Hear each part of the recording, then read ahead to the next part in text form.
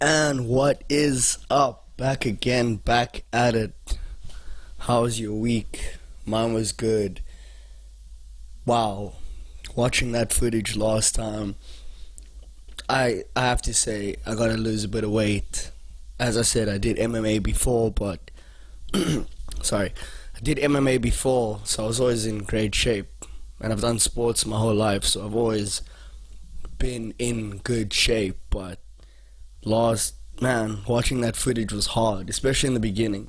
But then you get used to it after a while, and I just recognized, you know, it is what it is. At least I'm wearing my truth, So then I came up with an idea. Something that was interesting was that now you guys can see my progress, because I started working out, I started eating better, I started focusing more on just the ins and out of diet again, because it's kind of hard when you aren't focused on something. And that's what I did realize. If you aren't focused on something that gives you that sort of drive to, go ahead and do something, don't know if I'm making sense, but it's because I'm trying to think of how to word it.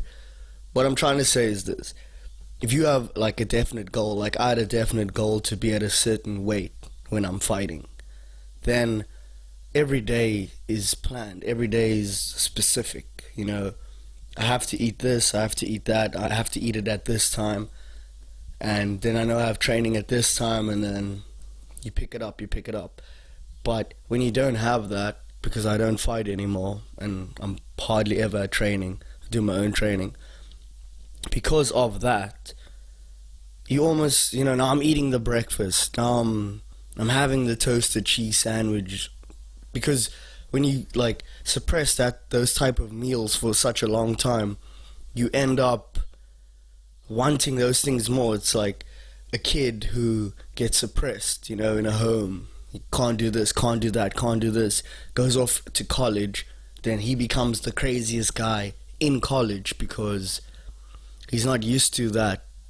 He can finally express himself. So I could finally express myself in the meals that I'm having. And why I said I was able to have breakfast was because I believe the best way to lose weight is intermittent fasting. I'm not I'm an advocate for it, but I'm not a big advocate for it, because truly you just need to be in a caloric deficit, but that's another conversation. For those who don't know, intermittent fasting is essentially skipping breakfast and, let me restart that. Intermittent fasting is you eating within a period of time and then fasting for a period of time. My window they call it a window because that's your space of time when you can eat, was between 1 o'clock in the first meal at 1 o'clock in the afternoon, last meal at about 6 or 7. If I'm training, last meal is at about 8, but also I might not even eat. It's called the OMAD diet. It's 1 meal a day diet. It's where you have a huge meal.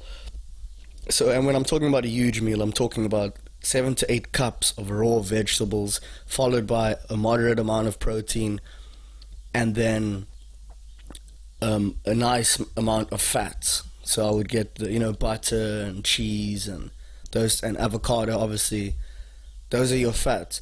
And you have such a big meal, go to training, and it was also more ketogenic because I didn't have bread and stuff with it. Then I would go to training and then come home, because sometimes after training your energy is up, you don't even want to eat, you're not hungry. So I would capitalize on that, and I lost a lot of weight while staying ripped, because Google it. You can see there's a lot of benefits to fasting. Your cells repair themselves. Human growth hormone is occasionally released. I say occasionally because I used to say human growth hormone, HGH, human growth hormone, gets released, but Then I saw another article where they said it has influxes, so sometimes it'll be released, sometimes it won't be. So yeah, if you know more about it, tell me in the comments below, I guess. And while you're there, hit the thumbs up. So so that's what I'm saying. I had this very structured diet, 1 meal a day, training hard, everything.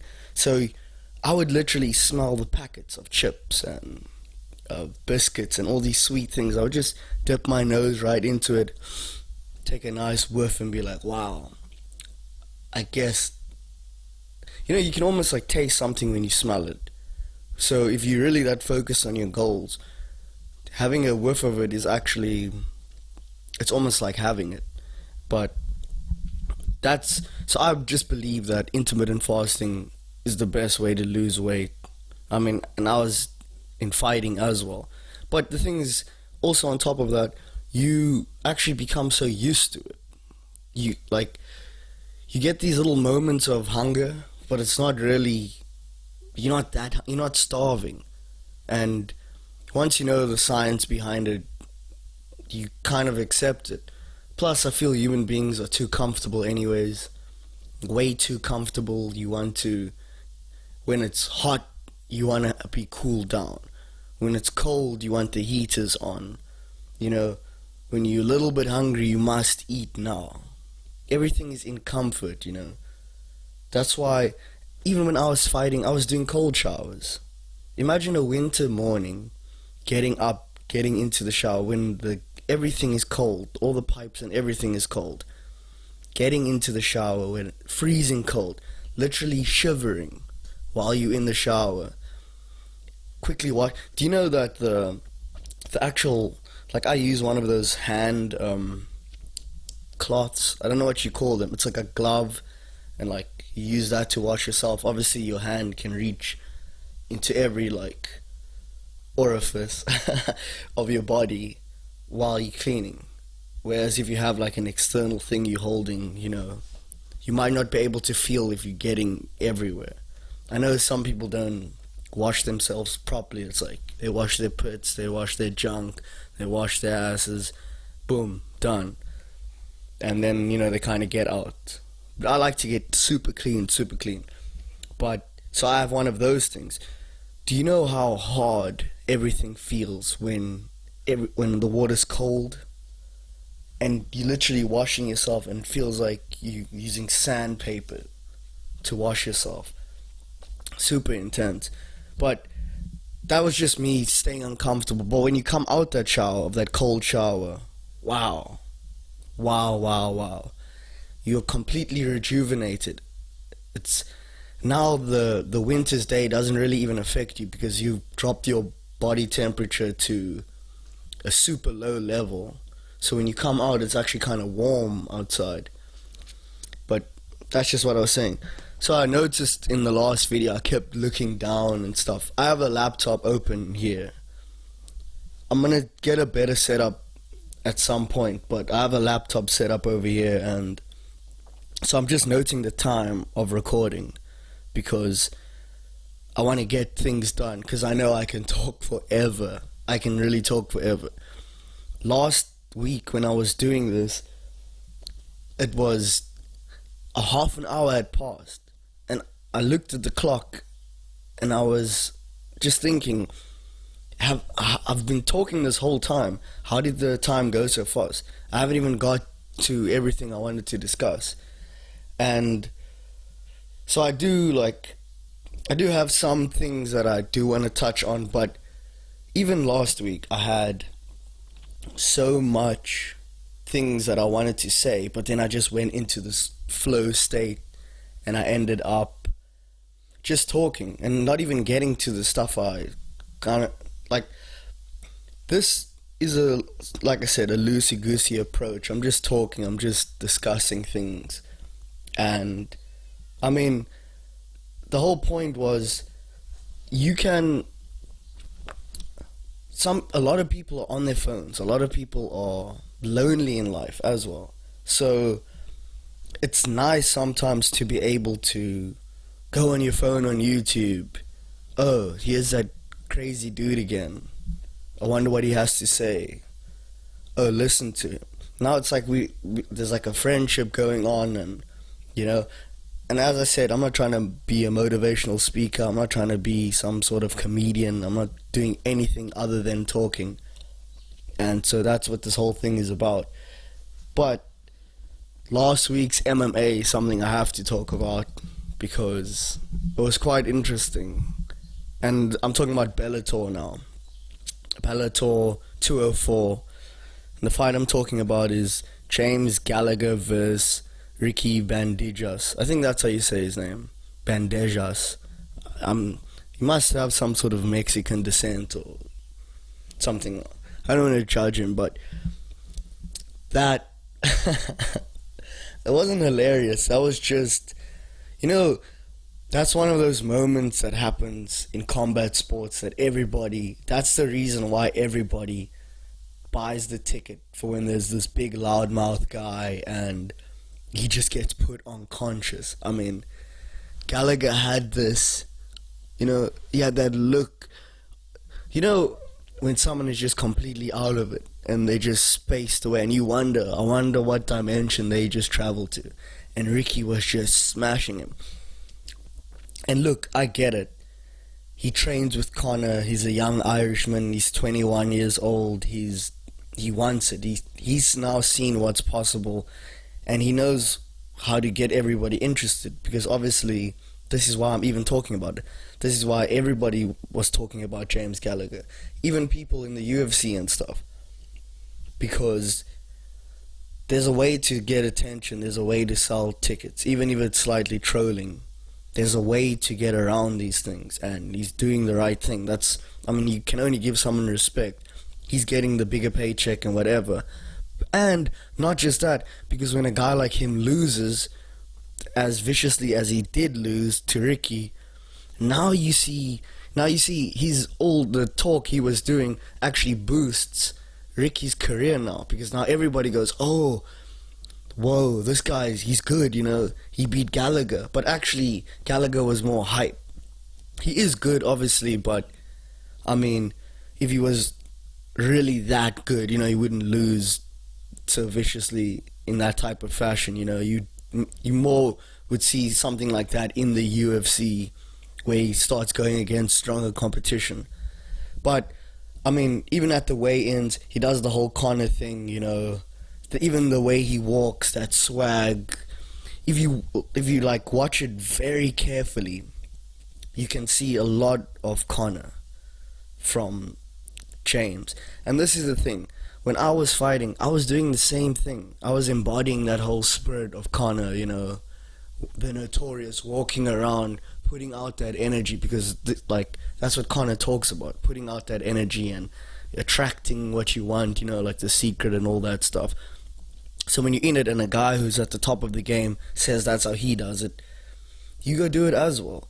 So, I know where James Gallagher is coming from. I can understand why he did what he did, or does what he does. And then in the weigh-ins, he's there and his jockeys like Conor, and he's got the beats on, and he's just getting in his face, you're absolutely, word for word, Conor this, Conor that.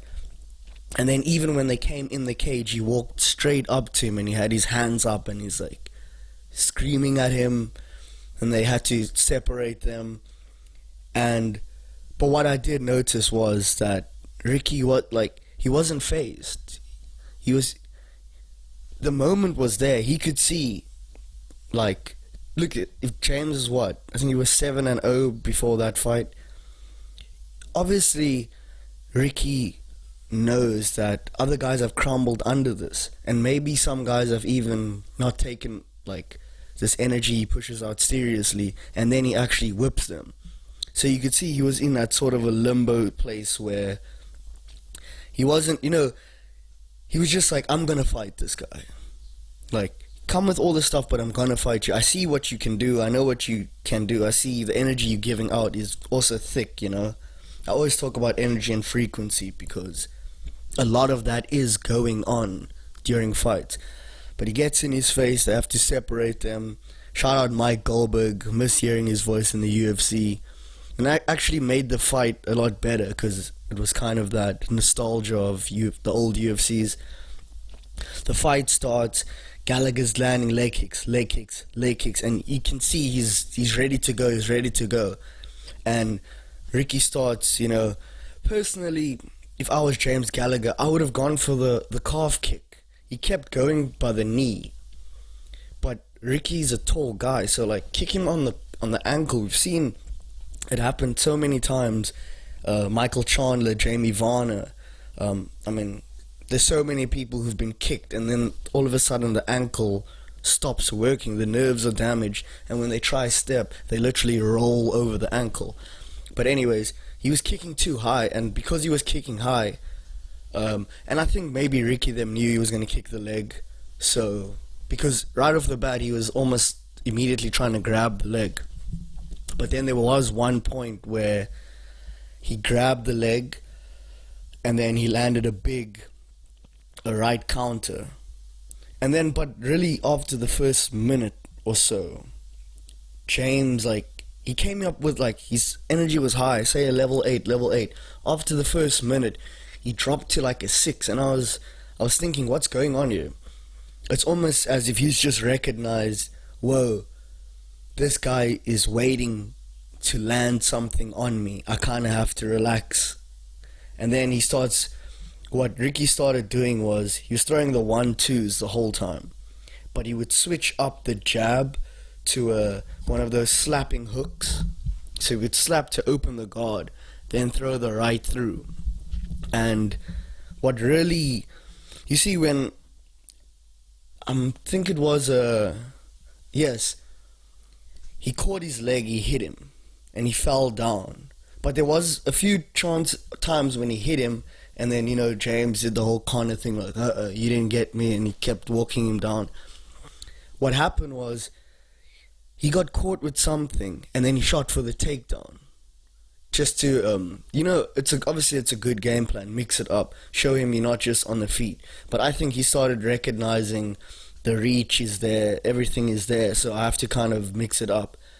Shoots in for the takedown, nice clean double, both legs down, but it was, people say, I heard John McCarthy was saying that he got up easily, or he did well to get up, but I think James just shot in because to show him, hey, I can take you down as well. But he wasn't really trying to play that wrestling game, because when he took him down, he kind of just let him stand up, and he tried to throw that knee and went into his elbows. And after that, Gallagher looked way different. It was almost like, it's not like he was tired, but it's just like he had exerted too much energy throughout the whole thing, from the weigh-ins to even getting in the cage before the fight. When they called his name, I'm back, Ireland. He was going crazy. And, so from that moment, I saw like a huge drop in energy. Not tired, just the frequency fell to now about a 4. And then, you see what happened was, then Ricky kicked him on the leg. And watch it again. When you watch that fight again, he kicks him on the leg, boom, smashes him in the thigh, and he kind of, there's a small nod of, ooh, that hurt me, and he recognized it. He wasn't doing that whole, oh, you didn't get me. You see there's a change, because it was a hard leg kick, and then right after that, his leg was sore, so his focus was down there. Ricky comes in, that slap with the left, and then the right, and that dropped him. And then from there, I was honestly surprised at. I think he was badly hit from the leg kick, and then that when he got dropped, with the shot at the chin, and now you're looking at both levels. Your leg is jacked, you rocked, your energy is low, and this guy seems like he's now finding his range. He's picking you apart. And then that side kick to the face. Oh my goodness. And you know why it landed so cleanly? Because the leg was sore. James's leg was jacked. So you see when he does the side kick, he does that like it's like a scooping one. He goes up, he drops a little bit down and then he scoops up to the top. And boom, right in his chin, he rocks, he hits the cage, and then he kind of just, at that point I think he took the beating and he realized, I'm not winning this fight at all, because he got, like I said, he was lying like this, his eyes were wide open, he was completely hurt. But what I did recognize about James is whenever the strikes comes in, he puts his hands out. Watch again, whenever he was throwing that 1-2 combination, James, his hands didn't come to protect him, protect his head. He puts his arms out almost to catch the strikes. And then 1-2 he got dropped, and even with the side kick, he puts his arms out again, leaving his chin exposed, and he got put out. So, very interesting fight. I just had to talk about that. I watched it 4 or 5 times. It was crazy. Super crazy. But yeah, like I said, love MMA. I just love the work these guys put in. Can't wait for Conor versus Khabib, but I'll talk about that on another time. So yeah, long week, interesting. That's the whole thing. I recorded last week. I'm recording once a week. Editing all the stuff throughout the week. But this has been the longest week in a long time. Just because, when you're busy with stuff and you really focus on goals and things, so every day becomes an opportunity to be able to put in good work, Every day becomes a grind. Every day becomes something to sort of work towards. Just checking the time again. Obviously, I don't have someone working with me. I do everything myself, for now. But every day becomes a grind. Every day becomes something to look forward to. What can I do today? What can I do today? And when you have that, the week goes way longer, because I literally feel like I haven't sat down to do this in forever, but it's been 1 week. And it was a struggle as well, because I don't have the greatest laptop, so I can't use Premiere Pro to edit the stuff, because you need a high-end spec PC to really be using Photoshop and Premiere Pro and all the Adobe things. You need proper software, and you need proper hardware to run that software. So I was trying to find good software to use, and so that's obviously the struggle, because I think I find something, then I use it, and then it's not that great. Then I find something else, but it's a trial version, and it's just this whole struggle. So eventually I did find something, and so I'm using that now. And so now I'll be able to, I've got the ball rolling. That first week is always the struggle, and I'm feeling great. I still have a lot more work to do just to keep more content going out. Obviously, I am busy. Long weekend, another obligation to be at, which is something that's really working on my nerves these days, because it seems like every single week I get added to a new WhatsApp group, and then it's this person's birthday party or that person's going away thing, and I'm like, sorry, when last did we speak? When last did you text me? But no, they want to chase a bit of clout. They want you there. And it's like, I get it. Okay, it's your birthday party, and I don't have an issue with going to someone's birthday thing. But when it's every single week and every week, so last week, week before, and let's see, last maybe 4 weeks now, it's been the same thing. It's been first WhatsApp group, oh, this person's birthday, be there. That one caught me by surprise. I get that. That one caught me by surprise. Next one, oh, just the next week, but now it's a better friend. It was a way better friend than the one from before. Then, as I'm thinking, okay, everything's done, everything's cool, this morning, boom, I get another one. Hey, look, there's a birthday, and no one asks you when you're doing it. You don't get asked to do anything. What happens is you get put in the group. Once you're in the group, that's it. That's the invitation for it. That's the RSVP. That's everything. So I'm sitting back, and I know I just babbled on, I don't know if I said this in the beginning. They're building here at my house.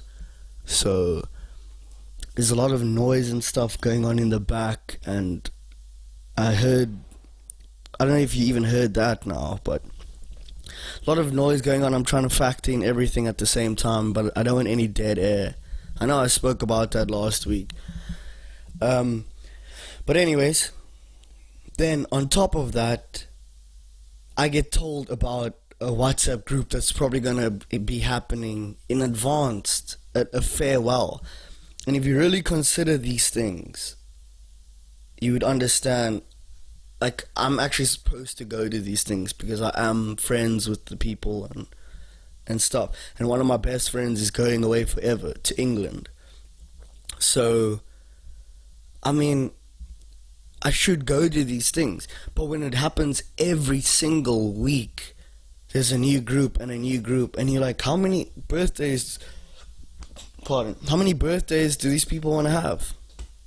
You know? 1 week, and the next week, and the next week, and the next week. It's like, I'm grinding whole week, at a job I don't even want to be at. Honestly, I don't want to be there.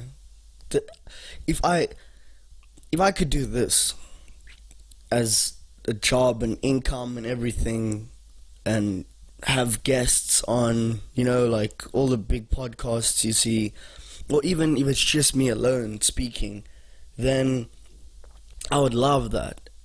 Life would be perfect. I'd go to all your gatherings. I'll go to all your group WhatsApp messages, and I'll go to all these things. I will, and I will have no issue with it. But when you grinding through the week and you have ideas that you're trying to put together, and I'm trying to get back to this because I'm trying to build something here, like for real, trying to build something, then the weekends is when I need to be working on this. I mean, I come home, I'm editing things now, trying to figure things out. Then the weekend comes, I have ideas, but nope, WhatsApp group. And then if you don't go, you're blocked. They block you on WhatsApp. And so I just feel people take social media way too seriously. Me and my friends started on social media a long time ago, back before it was super popular. Me and my friends we were doing our thing. We were on every single forum. We were on all these chat sites. We would go in a group onto one chat room, and we just like get girls' numbers, and you know how it goes as when you like super young kids. We were like 13, 14.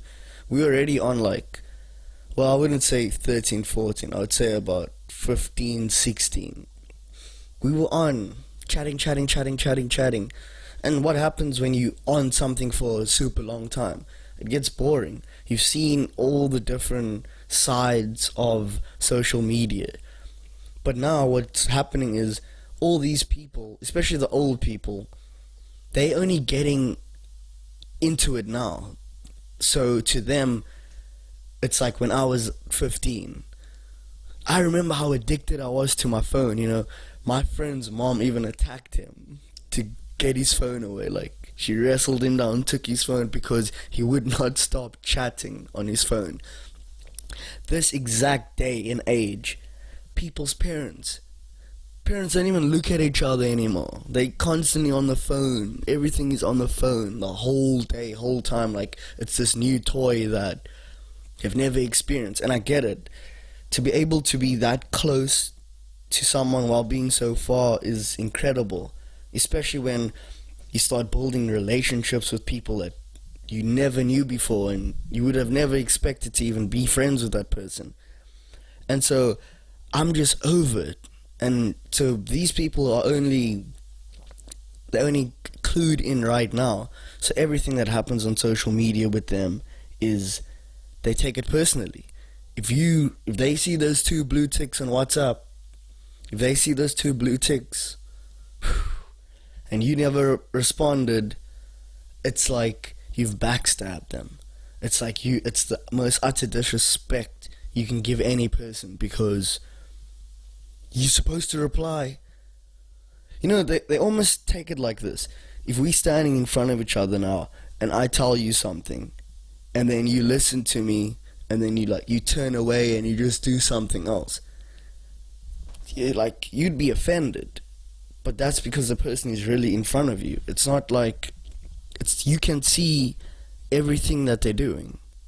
It's not like, oh, they had to do that or had to do this. You can't see what they're doing when they're on their phones. Not everyone is as addicted. That's the thing.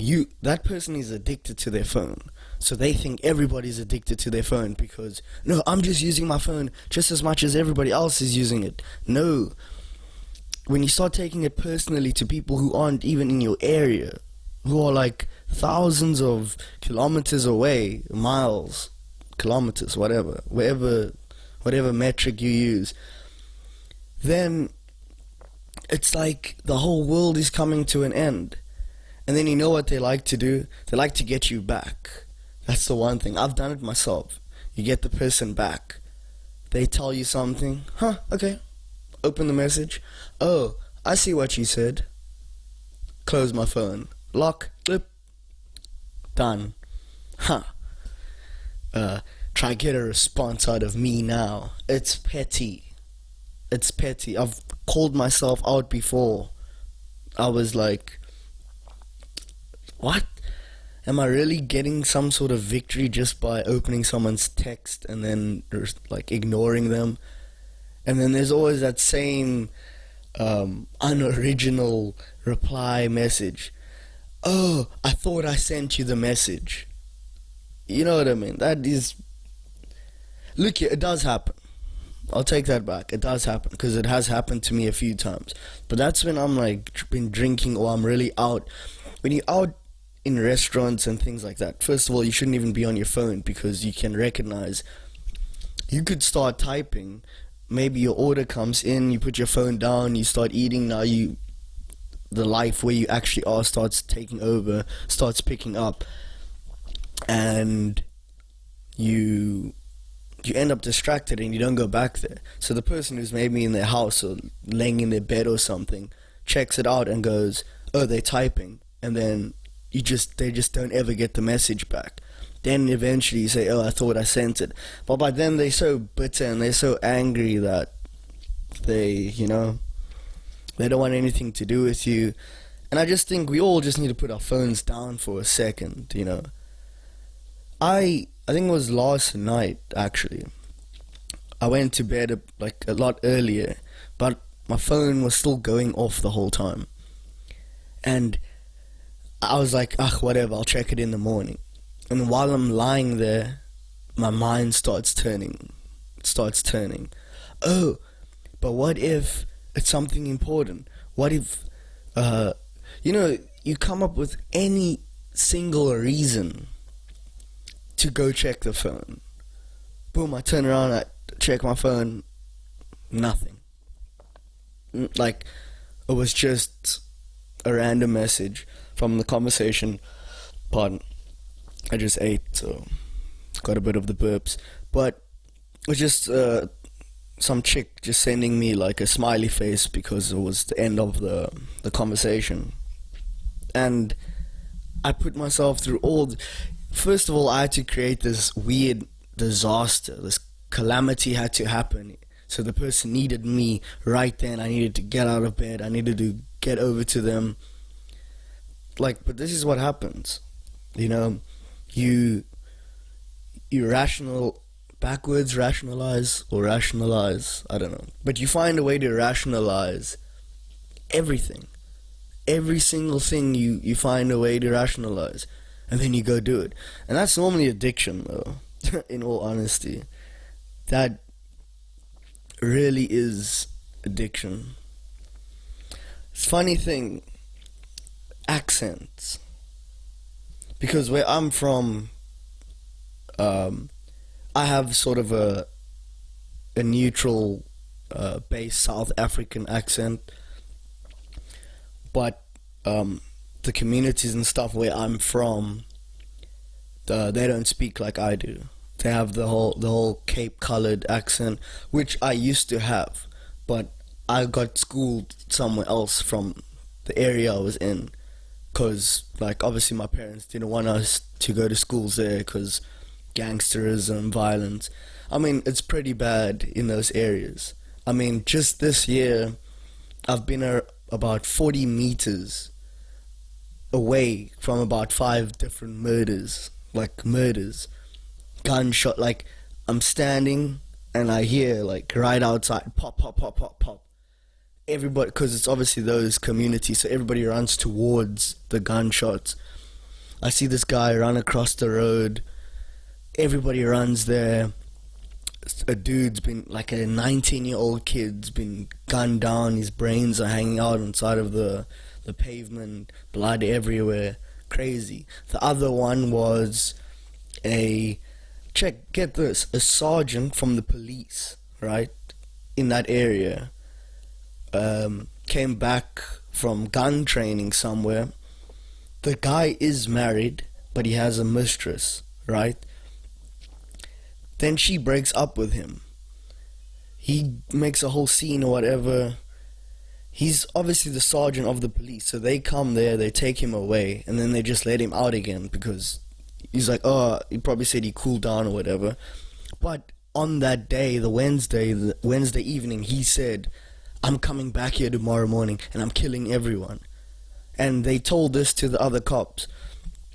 This guy, they take him away, he goes back there, comes through the next morning with a gun, probably his own gun, even though they were supposed to take it away from him.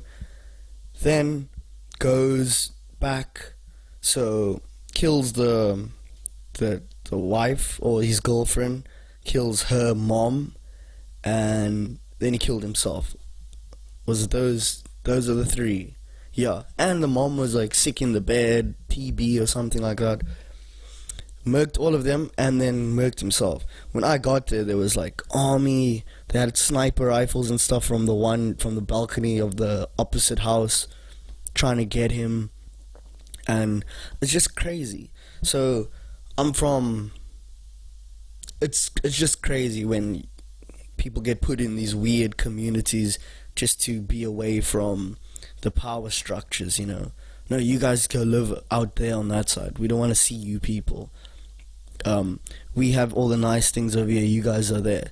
And the violence and the mental illness and all that stuff and the addiction to the alcohol and all the drugs. Meth is a big thing there. It's a huge thing there. You get a lot of these meth heads. Young guys, young kids, meth heads. Because they don't have anything. Their fathers leave them, the grandmas have to raise them. But my point was that, and now that I'm thinking about it, I can kind of understand why I get shunned the way I do. They really don't like me because of the way I speak. They always say I'm trying to be white or something.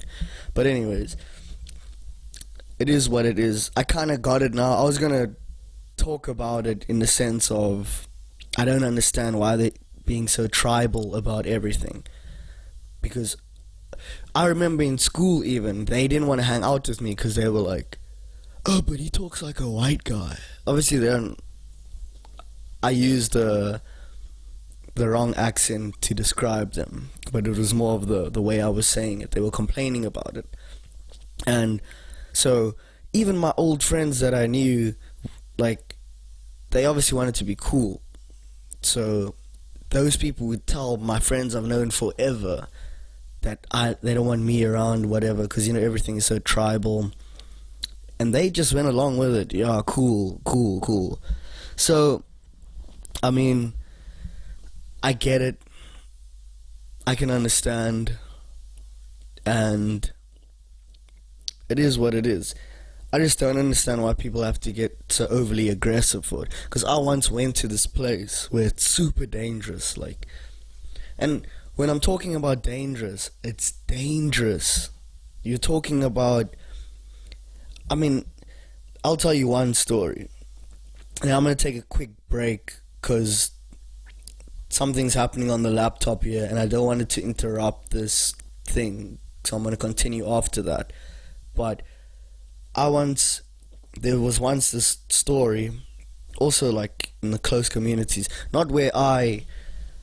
See, this thing's already starting to come to an end for some weird reason. Not in the where I live now. Where I live now is like the suburbs and stuff.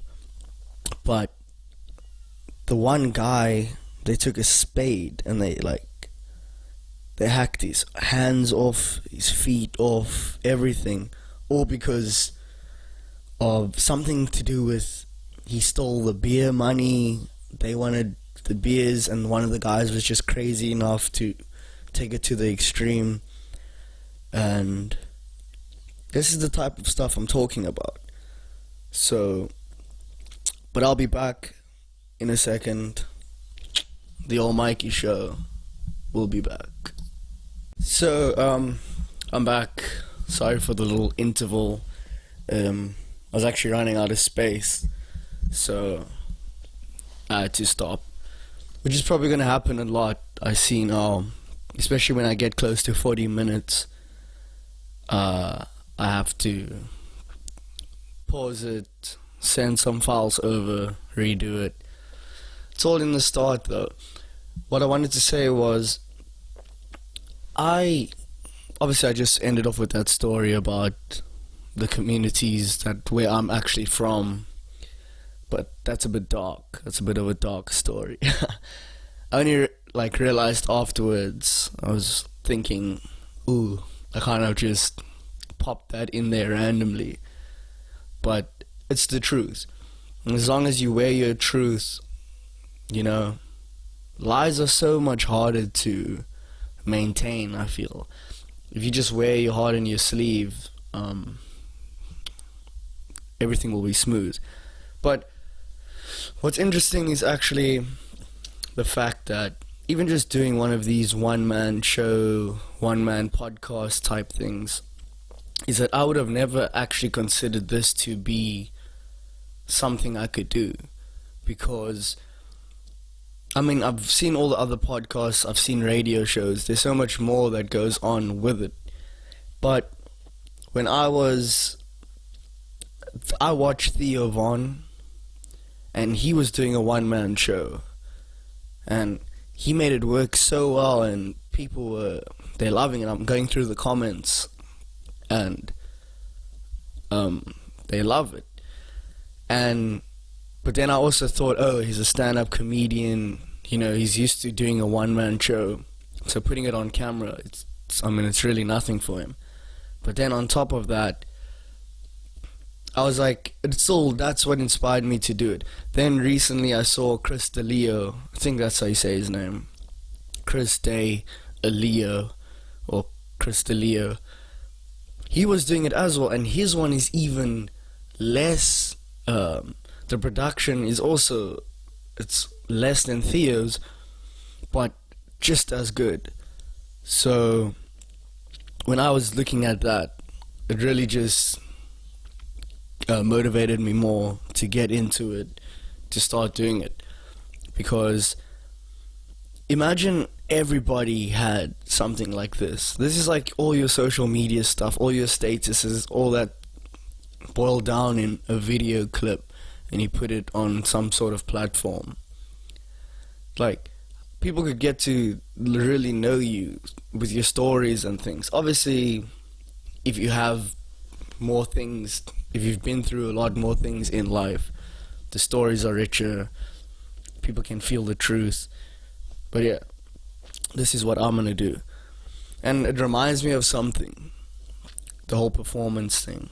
I was actually on WhatsApp again this morning, and I like to send voice notes because sometimes when you, especially someone like me, there's a lot of nuances and things I'm adding to the messages I'm sending, but most of the time if you just send a text, it doesn't come out on the other side as you would have wanted it to.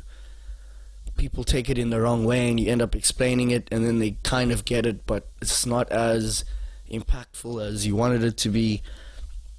But anyways, so I was talking to this one chick about how I went to theatre school, but it was mainly girls.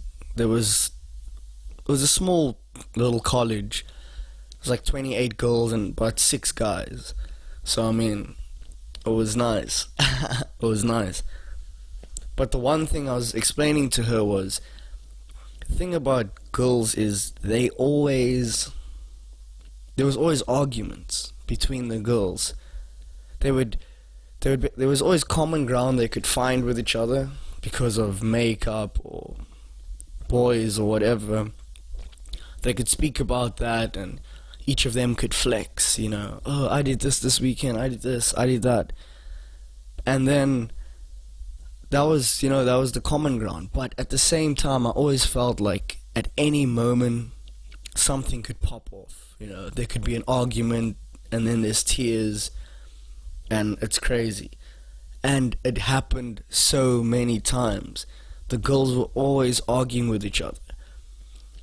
They were best friends up until they started arguing, and then you would just sit back and you would see this whole thing happen. Some girls would go to that girl, these girls would go to that girl's, and they got super intense and very personal quickly. They do not care to air out your dirty laundry in a second. And that's the thing about the guys. We were just so chilled.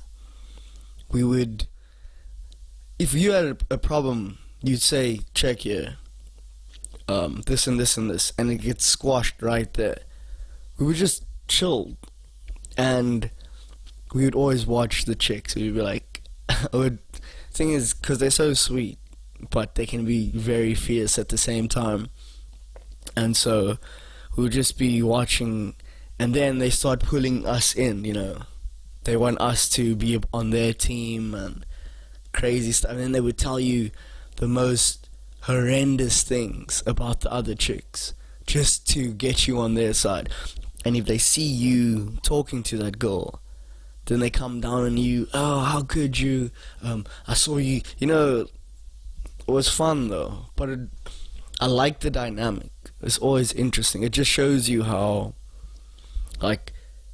women are very powerful, extremely powerful, and they can ride a lot on their shoulders by themselves. So I got to see that between all these different women, because even all the lecturers were also females, and then there would be beef in between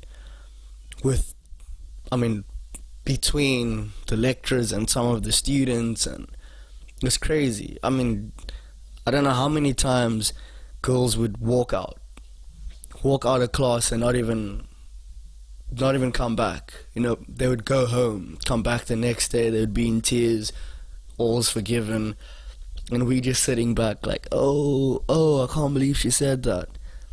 It's madness. Not madness, but it is what it is. And I had something on my mind I wanted to say, but I feel that's another episode done. It's building up, It's building up. I'm getting there. I'm having a lot more fun. I realized the last time I was keeping the mic too close. I was talking like this, and like, not only was it hard to sync up the audio and the video, it was also, it's like I was hiding behind something. I want to show myself. But anyways, that's another episode. Thanks for watching. Smash that thumbs up. Look, I'm looking to get to 1,000 subscribers. Help me get there. It'll mean so much to me. Hit that subscribe, ring that bell, boom, smash that bell, knock that thing's block out, so you can hear me talk about more. As you saw, I broke down James Gallagher, Ricky Bandejas. I want to break down more fights as well, because I think I do have my opinions on it are strong and they're reasonable because I know fights. And so that's it. Really awesome this time. Sorry about all the things in the back. I don't know if you could pick it up. And yeah, check you again next week. Let me know what you think in the description below. Let me know if you want me to speak about anything. And I'm out.